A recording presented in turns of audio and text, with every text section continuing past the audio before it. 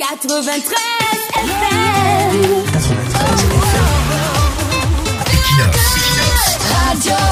Bonjour, revenons sur la polémique qui est en train de transformer tout le Cameroun en caverne de juristes. Dans les chaumières, sur les réseaux sociaux et sur les plateaux de télévision, c'est désormais tout le monde qui est expert en droit public.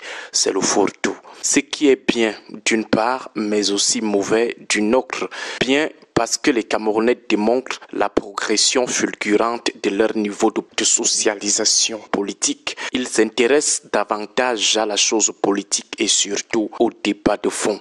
Les débats politiques concurrencent désormais les débats autour du football qui est resté longtemps le principal objet des discussions populaires. Il y a donc une réelle évolution des mentalités à l'égard de la culture politique, mais aussi mauvais parce qu'on assiste à l'inflation de l'imposture dans le sens où les profanes du droit engagés dans ce débat ne veulent pas admettre leurs limites. Oui, c'est bien de s'intéresser au droit, mais il est aussi important de reconnaître de temps en temps qu'on n'est pas encore capable de défier les juristes de formation. Reconnaître également que nous ne pouvons pas encore tirer des conclusions orgueilleuses, même partielle. Il est important de reconnaître qu'on est encore des nains.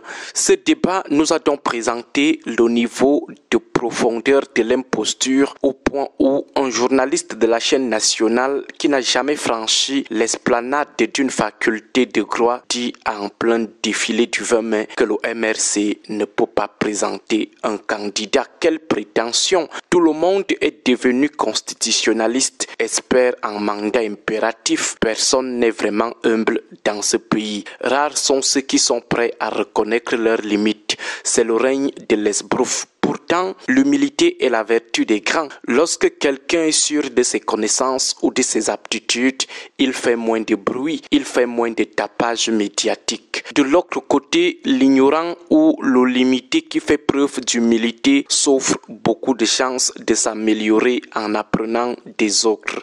Si nous autres évitons le débat juridique autour de cette question, c'est certes parce que nous pensons que prendre l'affaire sous cet angle, c'est une perte de temps, car ceux qui l'ont provoqué savent pertinemment qu'ils recherchent non pas la manifestation de la vérité juridique, mais plutôt un élément de légitimation de leur décision d'éliminer arbitrairement l'adversaire le plus redouté ou du moins démobiliser son électorat.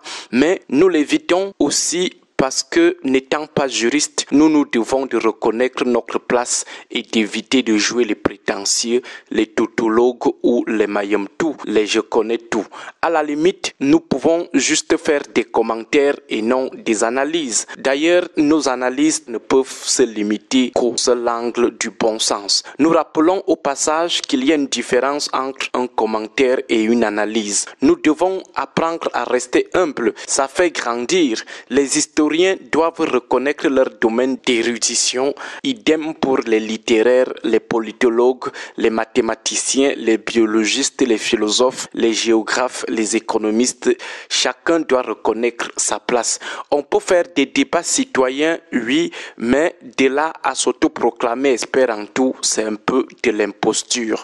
La principale cible de cette polémique a la chance que nous parlons de quelque chose qui relève de son domaine, où il figure d'ailleurs parmi les plus brillants d'Afrique, avec des états de service intellectuels reconnus dans le monde. Il parle avec autorité, mais curieusement, nous autres profanes prétendons toujours connaître mieux que lui. Ses collègues universitaires, qui sont ses adversaires politiques, se rangent, mais ce sont plutôt les nous autres du quartier qui espérons le ridiculiser sur le terrain du droit public. D'autres professeurs de droit public constitutionnalistes vous disent que voilà la vérité, mais au nom des petits calculs politiciens ou au nom des petites positions politiciennes, vous estimez qu'ils doivent plutôt s'inscrire dans vos facultés de droit d'État-Bafia.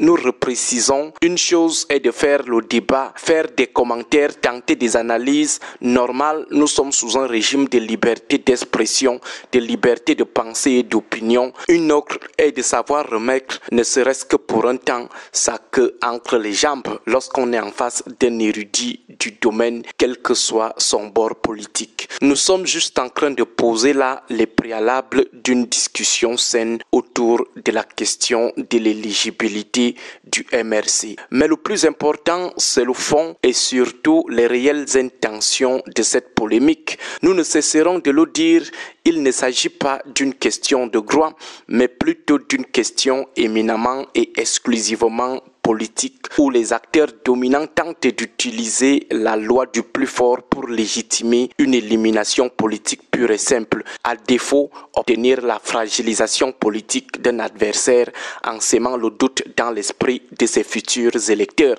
un doute qui doit aboutir à la démobilisation. Seulement, avant d'arriver à cette conclusion, il faut tout de même démontrer préalablement l'inopportunité du débat juridique et refaire la trajectoire des manœuvres politiques qui s'attachent les services d'une interprétation mal intentionnée des dispositions de nos lois, pourtant très claires pour atteindre une cible. Les dominants veulent profiter de leur position de diseurs de droit pour faire passer leur contorsion juridique et éliminer enfin un adversaire politique. Pourquoi l'inopportunité du débat juridique? Pourquoi la recension de la trajectoire des manœuvres politiciennes à des fins d'élimination politique? Élément de réponse demain 7h25. Agréable journée à tous. 93 FM.